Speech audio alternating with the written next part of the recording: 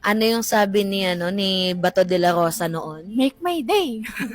Tapos 'di ba sabi niya sasamahan niya si Duterte. Willing siyang samahan, hindi niya iiwan. At ah, kung magkakawaran of arrest daw siya, hindi siya magtatago. Haharapin niya.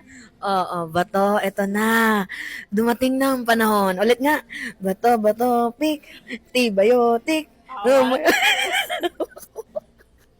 So, tangina, tingnan nyo guys Si Kaufman nag-withdraw.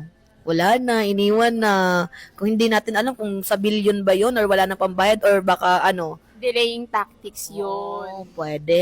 Either delaying tactics or talagang hirap na si Kaufman na ipagtanggol ang Duterte. Matik na yun. Diba? Pangalawa naman, si Sarah may impeach na. 50-50 na konti na lang. Oo, may impeach na. Malapit na sa Senado. Tapos si Bato, mukhang hindi na makakapagboto.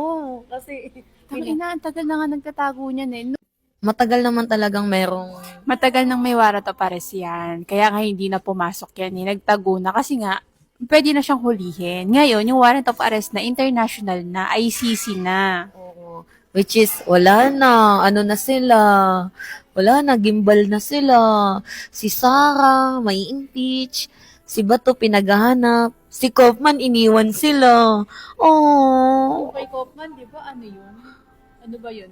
Withdraw, nag-withdraw. Hindi. Kaya nga, anong purpose nun? Either hirap na siyang ipagtanggol ang Duterte, Wala nang pambayad? wala nang pambayad, Or or delaying tactics yan. Kasi Oo. di ba, bakit niya chinempo dun sa, Oo. di ba?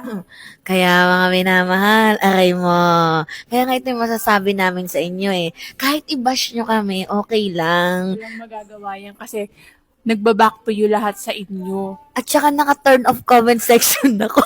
Kahit murahin namin kayo dito, hindi kayo makakapagpatol.